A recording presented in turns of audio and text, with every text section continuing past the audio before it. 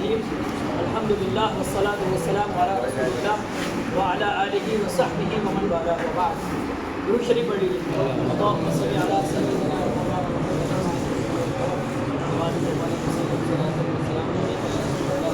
صلی اللہ علیہ وسلم.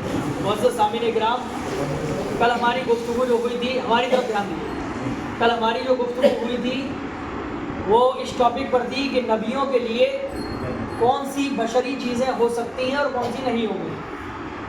یعنی نبیوں کے لیے جو چیزیں جائز ہیں، انسانی چیزیں، ان میں کن چیزوں سے انبیاء اکرام دو چار ہو سکتے ہیں اور کن سے دور رہیں گے. اس کی تفصیل کل گزر چکی اور ہم نے آپ کو بتایا تھا کہ آنے والے دن میں ہم آپ کو بتائیں گے کہ وحی کیا ہوتی ہے، کتنے طریقے سے ہوتی ہے، نبیوں پر خدا کا پیغام کس طریقے سے آتا ہے، کیا یہ ممکن ہے کہ نبیوں کے علاوہ کسی اور مخلوق کے پاس بھی وحی آئے، کیا یہ ممکن ہے کہ نبیوں کے علاوہ، خاص کر کے انسانوں کے علاوہ، کوئی دوسری مخلوق جیسے کہ جانور ہیں، پرندے ہیں یا جن ہیں، انہیں بھی وحی آئے. یہ ساری تفصیل آج ہم آپ کو بتائیں گے. سب سے پہلے یہ سمجھیے کہ وحی کسے کہتے ہیں. وحی کا مطلب ہوتا ہے کہ پروردگار عالم کا اپنے کسی نبی کو خفیہ پیغام بھیجنا. اللہ کی طرف سے نبی کے لیے کوئی خفیہ پیغام وحی کہلاتا ہے. چھپا ہوا، اس کے لیے ضروری کہا چھپا ہوا ہو.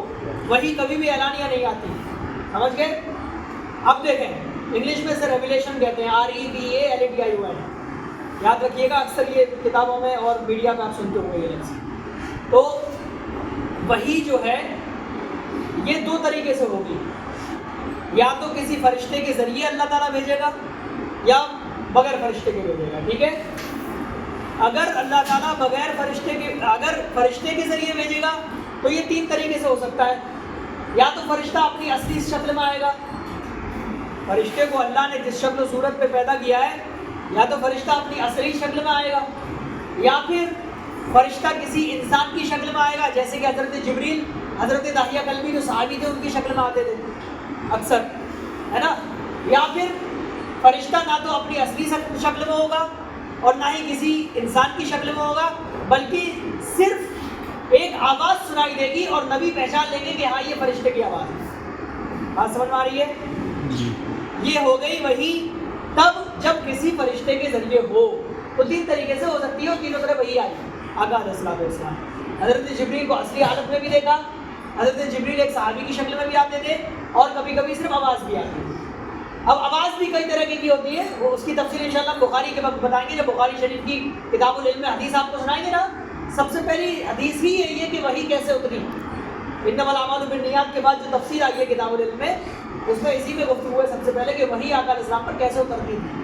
وہ لمبی سی حدیث، وہ آپ کو بتائیں گے تو آپ کو بہت مزہ آئے گا سنتے ہوئے. تو آج یہ شارٹلی سن لیجئے. اب یہ حصہ ہو گیا کہ اگر فرشتے کے ذریعے وحی آئے تو تین طریقے سے آ سکتی ہے. یا فرشتہ اصلی شکل میں ہوگا، یا کسی بندے کی شکل میں ہوگا، یا پھر شکل میں نہیں ہوگا، صرف آواز آئے گی اور نبی پہچان لیں گے کہ ہاں یہ فرشتے کی آواز ہے اور پیغام خدا کی طرف سے. بات سمجھ میں آ گئی؟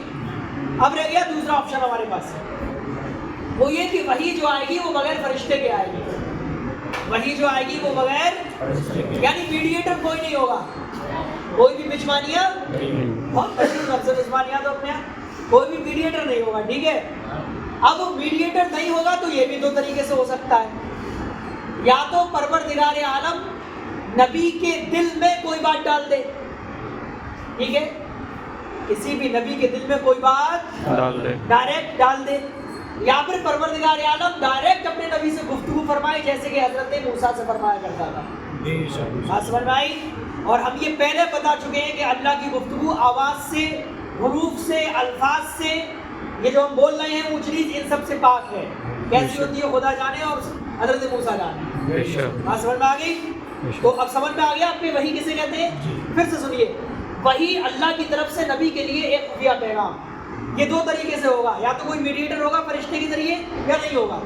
اگر میڈیٹر ہے، کوئی فرشتہ بیچ میں ہے، تو تین طریقے سے ہوگا. یا تو فرشتہ اپنی اصلی شکل پہ آئے گا، یا کسی انسان کی شکل میں آئے گا، یا پھر شکل کوئی نہیں ہوگی، صرف آواز ہوگی. کلیئر؟ یا پھر کوئی میڈیٹر نہیں ہوگا، کسی فرشتے کے ذریعے وحی نہیں ہوگی. تو یہ دو طریقے سے ہوگی، یا تو اللہ تعالیٰ اپنے نبی کے دل میں کوئی بات ڈال دے گا ڈائریکٹلی، یا پھر اللہ تعالیٰ ڈائریکٹلی اپنے نبی سے گفتگو فرمائے گا. بس یہ وحی کی ڈیفینیشن تھی اور یہ تھے وحی کے ٹائپس کے کتنے طریقے سے وحی آتی ہے.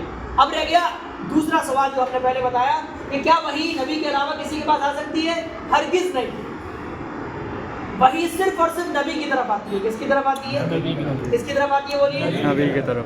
غیر نبی اگر یہ دعویٰ کرے کہ میرے پاس وحی آئی تو وہ کافر ہے. کون ہے؟ کافر. بولیے کون ہے؟ کافر ہے. مرتد کافر، اس کا دین سے کوئی تعلق نہیں ہے. غیر نبی جیسے کہ ولی ہوئے، بڑے بڑے غوث ہوئے، کتب ہوئے، ان کے پاس وحی نہیں آتی بلکہ انہیں جو اللہ کی طرف سے پیغام آتا ہے اسے بولتے ہیں الہام. کیا بولتے ہیں؟ الہام کا یہی مطلب ہے کہ اللہ تعالیٰ ان کے دل میں کوئی بات ڈال دیا. بات سمجھ میں آئی؟ فرشتے کے ذریعے کوئی چیز ان کے پاس نہیں آتی. ٹھیک ہے.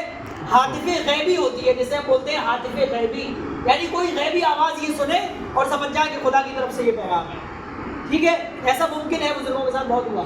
لیکن وہی غیر نبی پر کبھی نہیں آتی ہے. یہ عقیدہ مضبوط ہونا چاہیے، اس میں کوئی کمپرومائز نہیں ہونا. کتنا بھی بڑا ولی ہو، صحابی ہو، اس کے پاس وہی نہیں آتی. ٹھیک ہے. الہام ہوتا ہے جو ولیوں کے پاس آتا ہے.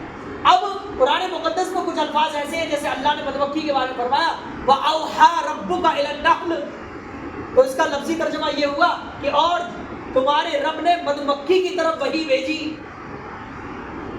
جو لوگ کچھ ایک فرقہ ہے وہ یہ کہتا ہے کہ نہیں، نبی کے علاوہ بھی دوسری مخلوق کی طرف وحی جاتی ہے. ان سے پوچھو دلیل کیا ہے تو یہی آیت لے کے آئیں گے.